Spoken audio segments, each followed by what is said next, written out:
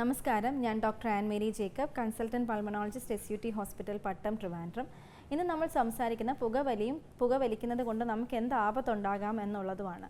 ഇപ്പോൾ നമ്മുടെ ചെറുപ്പക്കാരിലും സ്ത്രീകളിലും പുരുഷന്മാരിലും എല്ലാ ആൾക്കാരിലും നമ്മൾ ഒരുപോലെ കാണുന്ന ഒരു ദുശീലം തന്നെയാണ് പുകവലി എന്ന് പറയുന്നത്. പണ്ട് നമ്മൾ പുകവലിക്കുന്നത് കൂടുതൽ പുരുഷന്മാരിലായിരുന്നു കാണുന്നതെങ്കിൽ ഇപ്പോൾ സ്ത്രീകളിലും ചെറുപ്പക്കാരിലും ഒരുപാട് പുകവലിക്കുന്ന ആൾക്കാരെ നമ്മൾ കണ്ടുമുട്ടാറുണ്ട്. അപ്പോൾ പുകവലി നമുക്ക് ഒരു ദുശീലം മാത്രമല്ല, അത് നമ്മുടെ ജീവിതത്തെ പതുക്കെ നശിപ്പിക്കുന്ന ഒരു അഡിക്ഷൻ തന്നെയാണ്. അപ്പോൾ എങ്ങനെയാണ് നമുക്ക് പുകവലിക്കുന്ന ഒരാൾക്ക് ഇത്രയധികം പ്രശ്നങ്ങൾ ഉണ്ടാകുന്നത്? അപ്പോൾ പുകവലിയിൽ നമുക്ക് ഒരു സിഗരറ്റിൽ നമുക്കറിയാം നിക്കോട്ടിൻ എന്ന കണ്ടൻ്റാണ് ഉള്ളത്. അതിന് ഉപരി ഒരു 7000-ന് പുറം പല രാസപദാർത്ഥങ്ങളും ചേർന്നതാണ് ഒരു സിഗരറ്റ് എന്ന് പറയുന്നത്. അതിൽ പലതും ഈ poly aromatic hydrocarbons, heavy metals, അങ്ങനത്തെ പല ഘടകങ്ങളും ഇതിലുണ്ട്. ഇതെല്ലാം തന്നെ നമുക്ക് നമ്മുടെ ശരീരത്തെ ദോഷകരമായി ബാധിക്കുകയും ക്യാൻസർ പോലെയുള്ള രോഗങ്ങൾ ഉണ്ടാകാനുള്ള സാധ്യതയും വർദ്ധിപ്പിക്കുന്നു.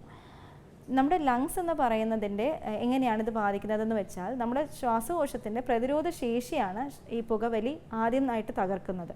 അപ്പോൾ നമുക്കൊരു ഇൻഫെക്ഷൻ വന്നാൽ അത് പ്രിവെൻറ്റ് ചെയ്യാൻ നമുക്ക് ഉള്ളിൽ തന്നെ പല കോശങ്ങളുമുണ്ട്. എന്നാൽ ഈ പുകവലിക്കുന്ന ഒരാൾക്ക് ഇതിൻ്റെ ആഫ്റ്റർ ഇഫക്റ്റ് ആയിട്ട് ഈ കോശങ്ങളുടെ എണ്ണം കുറയുകയും അത് കാരണം തന്നെ റെക്കറൻറ്റ് ഇൻഫെക്ഷൻസ് ഉണ്ടാകാനുള്ള സാധ്യതയും കൂടുന്നു. പിന്നെ അത് കൂടിക്കൂടി വരുമ്പോഴാണ് നമുക്ക് COPD, chronic obstructive pulmonary disease എന്ന് പറയുന്ന പുകവലിക്കാരിൽ കാണുന്ന ഒരു ശ്വാസകോശ രോഗം ഉണ്ടാകുന്നത്. അപ്പോൾ COPD നമുക്ക് ഒരാൾക്ക് വന്നു കഴിഞ്ഞാൽ അതിന് നമുക്കൊരു തിരിച്ചുപോക്കില്ല. അതാണ് നമ്മൾ മനസ്സിലാക്കേണ്ടത്. അപ്പോൾ നമ്മളിപ്പോൾ പുകവലി നിർത്തിയാലും ഒരാൾക്ക് COPD ആണെന്ന് ഡയഗ്നോസ് ചെയ്തു എന്ന് ഇരിക്കട്ടെ, എന്നാൽ അവർ പുകവലി നിർത്തിയാലും വന്ന ചേഞ്ചസ് അവിടെ തന്നെ നിൽക്കും. അതിന് നമ്മൾ എത്ര മരുന്നെടുത്താലും നമുക്ക് അതിലൊരു വ്യത്യാസം ഉണ്ടാക്കാൻ പറ്റില്ല. എന്നാൽ സിംറ്റംസിൽ കൺട്രോൾ നമുക്ക് മെഡിസിൻസിൽ ഉണ്ടാക്കാൻ സാധിക്കും. അപ്പോൾ COPDയിലേക്ക് അത് പ്രോഗ്രസ് ചെയ്യാം. ആസ്മയുള്ള രോഗികളാണെങ്കിൽ അത് കൂടുതൽ കടുക്കാനുള്ള കാരണമാകും. അതുപോലെ തന്നെ ക്യാൻസർ, ശ്വാസകോശ ക്യാൻസർ ഉണ്ടാകാനുള്ളൊരു പ്രധാനപ്പെട്ട കാരണമാണ് പുകവലി എന്ന് പറയുന്നത്. അപ്പോൾ ശ്വാസകോശത്തെ മാത്രമല്ല ഈ പുകവലി ബാധിക്കുന്നത്. ഇപ്പോൾ നമ്മുടെ ഹാർട്ടിനെ എടുത്താൽ അവിടുത്തെയുള്ള രക്തക്കുഴലുകളെയും ഹാർട്ടിനെയും ഈ പുകവലിക്കുന്ന ഈ ഏജൻസ് വന്ന് അവൻ്റെ പ്രവർത്തനത്തെ ബാധിക്കുകയും സ്ട്രോക്ക്, അറ്റാക്ക്, അതുപോലെ തന്നെ രക്തക്കുഴൽ അടയാനുള്ള സാധ്യതയും എല്ലാം തന്നെ കൂടുതലാണ്. അതുപോലെ തന്നെ പുകവലിക്കുന്നവരിൽ കൂടുതലായിട്ട് വായിലെ ക്യാൻസറും അതുപോലെ തന്നെ അവരുടെ പല്ലിൽ വ്യത്യാസങ്ങളും വായു ദുർഗന്ധവും എല്ലാം തന്നെ അധികമായിട്ട് കാണാറുണ്ട്. അപ്പോൾ പുകവലി ഒരു വളരെ ദോഷകരമായ ഒരു കാര്യമാണ്. അത് നമുക്ക് പലവിധമായ സൈഡ് ഇഫക്ട്സും ഉണ്ടാകും. നമ്മൾ കൂടുതലും വിചാരിക്കുന്നത് ശ്വാസകോശത്തെ ബാധിക്കുന്നുവെന്നാണ്. പക്ഷേ അങ്ങനെയല്ല. പുകവലിക്കുന്ന ഒരാൾക്ക് അത് കാരണം തന്നെ ശരീരത്തിൻ്റെ ഏത് ഭാഗത്തും ഒരു ക്യാൻസർ പോലെ ഉണ്ടാകാനുള്ള സാധ്യത, ഈവൻ വയറിൻ്റെ ക്യാൻസർ വരെ നമ്മൾ പുകവലിക്കുന്ന ഒരാളിൽ കാണാറുണ്ട്. അപ്പോൾ പുകവലിക്കുന്നത് കൊണ്ട് അവർക്ക് മാത്രമല്ല അവരുടെ ചുറ്റുമുള്ളവർക്കും അവരൊരു ദോഷമായ കാര്യമാണ് ചെയ്യുന്നത്.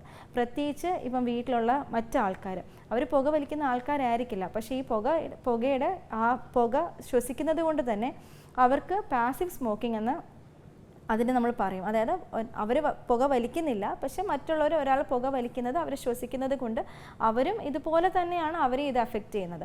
അവർക്കും ഇതുപോലെ തന്നെ വ്യത്യാസങ്ങൾ വരാം. ഇപ്പോൾ സ്ത്രീകളിൽ ഒരുപാട് COPD രോഗങ്ങൾ നമ്മളിപ്പോൾ കാണാറുണ്ട്. അതിനും പ്രധാനപ്പെട്ട ഒരു കാരണം എന്ന് പറയുന്നത് പാസീവ് സ്മോക്കിംഗ് ആണ്. അതുപോലെ തന്നെ ഈ സ്ത്രീകളിൽ ബയോമാസ് എക്സ്പോഷർ, അതായത് ഇപ്പോൾ വിറകടുപ്പ് കൂടുതലായിട്ട് ഉപയോഗിക്കുന്നു, നമ്മൾ അതിലേക്ക് ഊതുന്നു, അപ്പോൾ അതിൻ്റെ പുകയും എല്ലാം ശ്വസിക്കുന്നത് കൊണ്ടാണ് സ്ത്രീകളിൽ COPD കൂടുന്നത്. പിന്നെ ഇപ്പം നമ്മളൊരു ഗർഭിണിയായ ഒരു സ്ത്രീ പുകവലിക്കുകയാണെങ്കിൽ ഉണ്ടാകാൻ പോകുന്ന കുഞ്ഞിന് ജനിതക പ്രശ്നങ്ങൾ ഉണ്ടാകാം, അതുപോലെ ഭാരക്കുറവ് ഉണ്ടാകാം, ഒരു ഏർലി ലേബറിലേക്കൊക്കെ പോകാനുള്ള സാധ്യത കൂടുതലാണ്.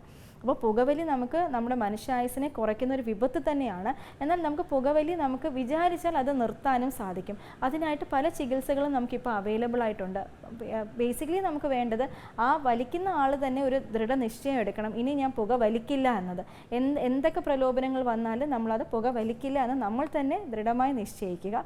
പിന്നെ അതിനോടൊപ്പം അതിനെ സഹായിക്കുന്നതായിട്ടുള്ള മരുന്നുകൾ നമുക്ക് അവൈലബിൾ ആണ്. നമുക്ക് നിക്കോട്ടിൻ ഗംസ്, നിക്കോട്ടിൻ ലോസഞ്ചസ് ഒക്കെയാണ് നമുക്ക് കൂടുതലായിട്ടുള്ളത്.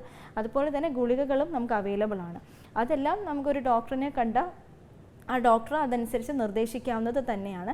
എപ്പോഴും നമ്മളിപ്പോൾ പേഷ്യൻസിനെ നമ്മൾ കാണാറുണ്ട്, നിക്കോട്ടിൻ ഗം എടുത്ത് ഗുണമുണ്ടായില്ല, അത് നമുക്ക് പ്രയോജനം ചെയ്തില്ല എന്ന് പറഞ്ഞ പേഷ്യൻസ്. പക്ഷേ നിക്കോട്ടിൻ ഗം അല്ലെങ്കിൽ ലോസഞ്ചസ് എടുക്കുന്നതിന് ഒരു രീതിയുണ്ട്. ആ രീതിയിൽ എടുത്താൽ മാത്രമേ അത് നമുക്ക് ഫലപ്രദമാകുള്ളൂ.